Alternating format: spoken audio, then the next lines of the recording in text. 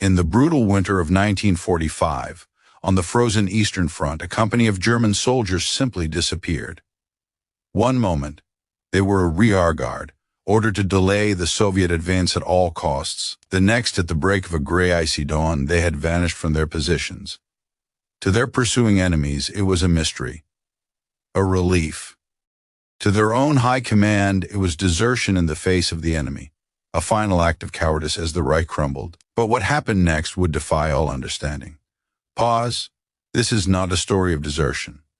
This is the story of Operation Eisaffen to Eispec, how a doomed 200-man force, written off as lost, executed a disappearing act that would become a legend, and how they reappeared not in retreat, but holding the single most critical piece of terrain in the entire sector, the Oderbruch Bridge at Kustrin. By late January 1945, the Eastern Front was collapsing.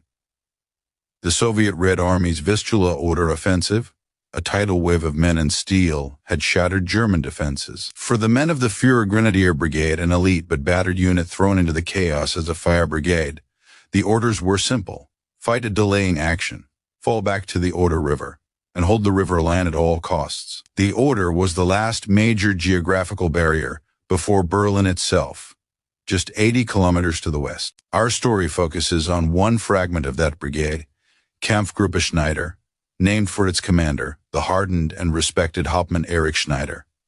Comprised of roughly 200 men, a mix of veteran grenadiers, a handful of combat engineers from the brigade's pioneer company, and a single platoon of panzer grenadiers with 2 antiquated WWII assault guns. The battle group was a microcosm of the German army in its death throes, elite in name, exhausted in body, and low on everything from fuel to faith. Their position on the night of January 30th was a nightmarish landscape. The Oderbruch, the floodplain east of the river, was a frozen, treeless marshland, scoured by a wind that felt like knives. Snowdrifts hid ditches and frozen streams. The only sign of civilization was the skeletal outline of the Kustrin Railway Bridge, a vital steel and stone artery spanning the frozen Oder. For the Soviet Fifth Shock Army, capturing that bridge intact was the key to establishing a bridgehead for the final push to Berlin. For the Germans, its destruction was imperative. Hauptmann Schneider received his final orders from Brigade Command at 2,300 hours. Hold your current position at Neuhof until 0600. Delay the Soviet advance. Then fall back across the bridge and prepare it for demolition. It was a suicide mission. Soviet forward elements, including the battle-hardened 266th Rifle Division, supported by T-34-85 tanks, were less than 5 kilometers away and advancing relentlessly. A 200-man rear guard against a division. Schneider knew the math. They would be encircled and annihilated long before the fallback time. But Hauptmann Schneider saw something on the map his superiors did not, and he was about to gamble everything on it. As a freezing fog clung to the Oderbruch in the pre-dawn hours of January 31st, the men of Kampfgruppe Schneider waited in their shallow, frozen holes. Their breath crystallized in the air. They could hear it now, the deep-throated groan of diesel engines, the metallic clatter of tank tracks on the ice-crusted road. The Soviet reconnaissance in force had begun. By 0400 hours, the first probing attacks hit the German perimeter. Squads of Soviet infantry, ghosts in their white winter camouflage, emerged from the fog. Flurries of submachine gun fire, the distinctive pap-pap-pap of the PPSH-41, echoed across the flatland. The German MG-42 teams, their fingers numb on the triggers, responded with short, controlled bursts, their tracers painting orange lines through the gloom. The 2 Stu-G3S, hull down behind a low farmhouse wall, fired their 75mm guns at vague shapes, the concussions shaking snow from the ruined buildings. For 2 brutal hours the Kampfgruppe held, but the pressure was immense. Radio intercepts and the reports from forward observers painted a dire picture. The Soviet 266th was deploying in strength, with at least a full regiment, over 2,000 men, converging on their position. A battalion of T-34s was maneuvering to flank them from the south. The noose was tightening. At 0550, with dawn still a pale smear on the eastern horizon, Hauptmann Schneider made a fateful call to brigade headquarters. The transmission, picked up by both sides, was clear and desperate. Schneider für Adler. Position unten. Umfassung unmittelbar. Feindliche Panzer im Süden. Werkebrücke für Sprengung vor. Ende. Schneider to Eagle. Position unten. Encirclement imminent. Enemy tanks in the south will prepare bridge for demolition. Out. Then. At 0605, as the first direct fire from Soviet tanks began to pound the center of Neuhof, all contact with Kampfgruppe Schneider ceased. Radio silence. Absolute. From the Soviet perspective, the battle was over. Their forward observers reported seeing German infantry abandoning their positions, falling back in disorder toward the river. By 630, Soviet assault groups entered the shattered village of Neuhof. They found abandoned equipment, a few smoldering fires, spent shell casings, but no bodies, no prisoners, no organized resistance. The German rear guard had seemingly dissolved into the morning fog. The path to the Kistrin Bridge, they reported, was open. At German Brigade HQ, the mood was grim and furious. The bridge demolition team, waiting on the western bank, listened in horror to the reports. Schneider had broken, he had run. The bridge was now undefended, its demolition crew exposed. The order was given, prepare to blow the bridge prematurely, even with German stragglers possibly still on it. The fate of Berlin might depend on it, but Hauptmann Schneider had not run. His radio transmission, his staged withdrawal, it was all theater. A deadly deception. While the Soviets cautiously advanced through Neuhof, believing the fight was over, Kampfgruppe Schneider was moving, but not toward the bridge. They were moving parallel to the front, unseen, through a network of drainage ditches and sunken farm lanes. Schneider had identified on his map a route that snaked behind the advancing Soviet spearhead. It was an agonizing, silent march. The men, burdened with weapons and ammunition, waded through frozen streams and deep snow, their every sound muffled by the thick fog. The two WWII, their engines barely above an idle, crawled along a sunken creek bed, branches and white sheets strapped to their hulls. The engineers, their demolition charges still on their backs, led the way, testing the ice. For 3 kilometers and 2 excruciating hours, the entire battle group, 200 men, became phantoms. They could hear the Soviet forces to their north and east, the rumble of tanks, shouted orders in Russian. At one point, a Soviet patrol passed less than 100 yards away, their voices clear in the cold air. The Germans froze, weapons clutched tight, fearing the next sound would be a challenge, a shot. It never came. Little did the advancing Soviet regiments know that the enemy they believed they had crushed was now behind them, slipping like a cold blade through a gap in their lines, their objective not the safety of the western bank, but the bridge itself. At 0830 hours, the lead elements of the Soviet 266th Rifle Division reached the eastern approach to the Kistrin Bridge. The sight that greeted them was one of apparent victory. The massive stone and steel structure stood silent. The German demolition team on the far side, seeing the Soviet infantry and several T-34s appear, frantically prepared their detonators. It seemed the bridge would be lost. But then, chaos erupted from an impossible direction. From the southern embankment, from the very flank of the Soviet advance, hell unleashed. The two WWII of Kampfgruppe Schneider, having emerged from their concealed creek bed, fired almost point-blank into the side of the lead T-34 platoon. 2 Soviet tanks erupted in flames before they could even traverse their turrets. Simultaneously, German grenadiers now dug into prepared positions on the bridge's eastern abutment positions they had secretly fortified weeks before, opened out with everything they had. MG-42s scythed into the packed Soviet infantry caught in the open on the approach road. Panzerfaust rockets streaked toward more tanks.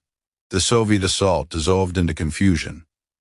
They were being attacked from their own rear. Command and control broke down. Was this a counterattack from a fresh German reserve? Had they been surrounded? In the fog of war, literal and figurative, the momentum shattered. But the Germans' position was, by any tactical measure, insane. They now held a tiny, exposed bridgehead on the wrong side of the river, with a furious Soviet division to their east and their own demolition team ready to blow them to pieces on the west. They were completely isolated. Hauptmann Schneider, from a command post in a fortified bunker at the base of the bridge, made two critical moves. First, he ordered a runner, a young, fearless Gefreiter named Keller, to swim the ice-choked, freezing Oder to tell the demolition team to stand down. Keller, stripping to his underwear and coating himself in grease, vanished into the gray water. He would make it, but just barely, collapsing on the far bank with hypothermia. Second, Schneider organized his perimeter. The bridge itself became a killing zone. Engineers and pioneers rigged the nearside spans with hastily placed teller mines and explosives, but set for command detonation, a threat to any Soviet vehicle that tried to cross. The grenadiers created interlocking fields of fire covering every approach. The two remaining Stu-G3S, now low on ammunition, were placed as mobile pillboxes. The Soviet response, once the shock wore off, was predictably violent. By 1,100 hours, they had brought up artillery and heavy mortars. A storm of high explosives began to fall on the German position. The air filled with the deafening roar of impacts, the shriek of shrapnel, and the acrid smell of cordite and snow. Casualties mounted quickly. The German medics working in a flooded basement under the bridge approach were soon overwhelmed. Then came the infantry assaults. Wave after wave of Soviet soldiers, driven by political officers and the sheer weight of numbers, stormed the German perimeter. Close-quarters combat raged in the ruins of the gatehouse buildings. Men fought with knives, entrenching tools, and rifle butts. The German line bent, threatened to break in a dozen places. By 1,500 hours, ammunition was critical. The machine gunners were counting their last belts. The assault guns were down to a handful of anti-personnel rounds. Hauptmann Schneider, his uniform torn and face blackened by smoke, radioed his last message to the Western Bank, now relayed by the revived Keller. Wir halten. Sprengung nur auf meinen Befehl. Wenn sie kommen, kommen sie bei uns. We are holding. Detonate only on my order. If they come, they will come over us. It was the promise of a last stand. 200 men against a division, holding a piece of steel and stone that had become the fulcrum of the war. They had vanished at dawn, not to escape death, but to choose their ground. And now, on that chosen ground, they waited for the end. As dusk began to stain the sky a deeper gray at 1,630 hours, the Soviets prepared for their decisive assault. A fresh battalion was marshaled, supported by a company of tanks. The preliminary bombardment reached a new crescendo. For the men of Kampfgruppe Schneider, clutching their last magazines, fixing bayonets, the end seemed a matter of minutes away. But on the Western Bank, a miracle of coordination was unfolding. The desperate, heroic stand of the Kampfgruppe had bought something priceless: time. German Brigade Command, finally understanding the tactical masterstroke Schneider had pulled, had spent the day scrambling. Artillery batteries west of the Oder had been retargeted. A counterattack force, assembled from the brigade's last reserves, a company of Panzer Grenadiers and half-treks and a few Jagdpanzer IV tank destroyers, was ready. At 16:55, just as the Soviet tanks began their final roll toward the bridge approaches, the world erupted behind the German defenders, not from the east, but from the west. A massive, precisely aimed artillery barrage from the German 88mm and 105mm batteries on the high ground behind the river slammed into the Soviet assembly areas. The concussions rolled across the Oder like continuous thunder. Then, with sirens blaring, the German counterattack force roared across the Küstrin Bridge itself, charging into the tiny bridgehead to reinforce Schneider's men. The sight was electrifying for the besieged grenadiers. Jagdpanzer IVs, their long 75mm guns firing over their heads, engaged the Soviet T-34s. Fresh infantry leaping from their half-tracks filled the gaps in the line with a surge of new firepower. The Soviet assault, caught in its preparatory phase by the devastating artillery and facing a sudden, violent counter-thrust, faltered and then fell back in disarray. Hauptmann Schneider, seizing the moment, ordered a limited local counterattack. His exhausted men, fueled by adrenaline and the sight of relief, pushed forward 200 yards, clearing the immediate bridge approaches and securing a more defensible perimeter. By nightfall, the Küstrin Bridge was not only still in German hands, but its bridgehead was stronger than it had been that morning. The vanishing force had not just reappeared. It had returned from the dead, secured its objective against impossible odds, and been reinforced. In the annals of military history, it was a near-textbook example of a Hinterhalt and ambush on a grand tactical scale, combined with a stunning reversal of fortune. Kampfgruppe Schneider held the Küstrin Bridge for 4 more critical days. Their stubborn defense disrupted the Soviet timetable for crossing the Oder at this key point, forcing the 5th Shock Army to divert forces to seek crossings elsewhere. The bridge was finally demolished by German engineers on February 4, 1945, on schedule and under control after all wounded and surviving members of the Kampfgruppe had been withdrawn to the west. The cost had been staggering. Of the original 200 men who vanished at dawn on January 31st, only 47 answered the roll call on February 5th. 123 were killed or missing, presumed dead in the frozen Oderbruch or the furious defense of the bridge. 30 were wounded, many severely. The 2 WWIIs were destroyed in the final fighting, but their sacrifice had immense, if ultimately fleeting, strategic value. They delayed the Soviet establishment of a major bridgehead at Küstrin by over a week, buying precious, desperate time for the crumbling German defenses west of the Oder. Hauptmann Erich Schneider survived the war. For his command during Operation Eisaffen, he was nominated for the Knight's Cross of the Iron Cross. The paperwork, however, was lost in the final collapse of the Reich in the ensuing months. He never officially received it. The men of his Kampfgruppe, those who lived, knew the truth of their stand. It became a whispered legend among veterans, often dismissed in official histories as an anomaly, a footnote in the massive Soviet advance. Yet the facts remain.